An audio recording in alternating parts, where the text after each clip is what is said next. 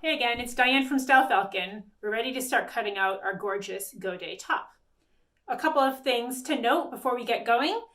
This fabric that I have here is 60 inches wide, so this happens to be the layout for the size of the fabric and the size of the piece that I'm making.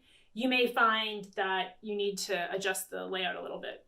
I want to go over quickly just the type of fabric that you should plan to use to make your gorgeous Godet top. You really want a knit that has four-way stretch. That is, it stretches this way, and it also stretches this way. Knit fabrics that have four-way stretch usually have more stretch in one direction than the other, and you can see that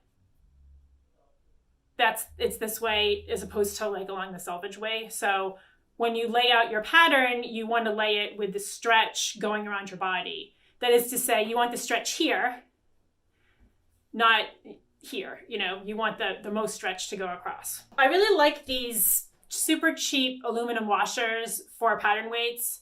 You can get them. I have a bucket of them and I use them all the time. Get them at the hardware store. It's a lot cheaper than some other kind of pattern weight situation that you may have seen out there. Of course, if you like to pin, you do you, but this is the way that I like to roll. The other thing that I like to do is always be sure that I'm measuring the grain line properly. This is the front piece and it's on the fold. So I have my fold here. I have one of these gridded cutting mats. I think they're pretty helpful for this kind of thing. So I have that laid out, and then I have this at the back, and I just want to make sure that the grain line is matched up. Maybe you already know this trick, but I learned this from my grandmother. She's a real stickler for always laying out her fabric properly. So you just take at the grain line and you measure it to your fold line, 21 inches. 21 inches. Okay, so we know that that piece is also on grain, which is going to be really important, of course. So now I'm just going to cut the pieces out. I think everybody's familiar with this, but I will, if you want to follow along, I like to use a rotary cutter. Feel free to use scissors or whatever you enjoy.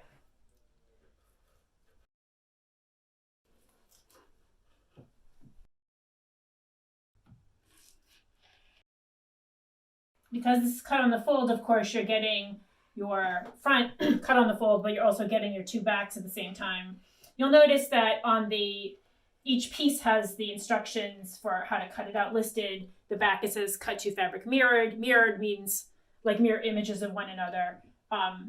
If you want to cut single fold, then just be sure that you flip one of your pieces over. And then we'll take a second to just mark the pattern pieces a little bit. I like chalk. Use what you like, no big whoop, but you'll want to mark your notches and all that good stuff. You mark your gather points here on the side. And then you've got your notches at the bottom. And then this point down here is where the godet is going to connect. And I'll show you in a minute what that looks like. But for now, you just put a dot there. And I'll do the same on the other side when I take this off the table. Same thing with the back. You've got your godet point down here. And then you've got your notch. I think we know that back notch is 2 lines and the front notch is 1 line. If you didn't know that, you do now. Now we're ready to cut out the godet. This is the piece that makes all of the drape and drama happen with this top. It's a pretty big piece. It's pretty wide.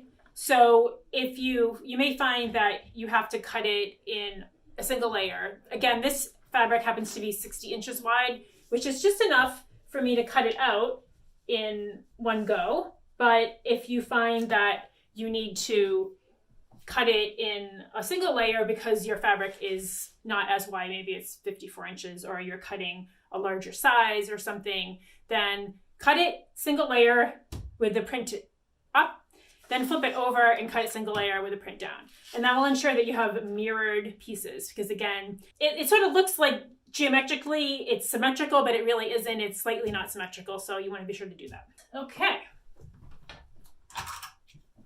More trusty aluminum cheapo pattern weights. You can get the best stuff, the absolute best stuff at the hardware store, by the way, for less money than you would pay at a fancy craft store or even a a not fancy craft store. I swear sometimes they know that men are buying things, so they make the prices reasonable, and when they think women are buying them, they jack the prices up. It's just a conspiracy theory, but I'm sticking with it. I'm gonna cut the godet.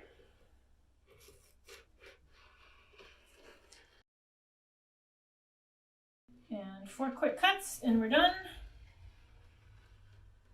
And again, I'm gonna mark this piece with the junction points with the top, the front, back, and also the notches. And then I will get onto the next bit, which is the armband and the neckband. Okay, and here we are cutting out the neckband and the armband. The neckband is the larger, or the wider and the longer of the pieces, and the armband is smaller and narrower. You'll cut 2 armbands and you will cut 1 neckband. They are symmetrical, so you don't have to flip them over or worry about anything like that. Again, you have to make sure that the stretch is in your favor, so cut the length of the band in the direction of the fabric that has the most stretch. I like to cut them both at the same time, just to save myself an extra cut or 2.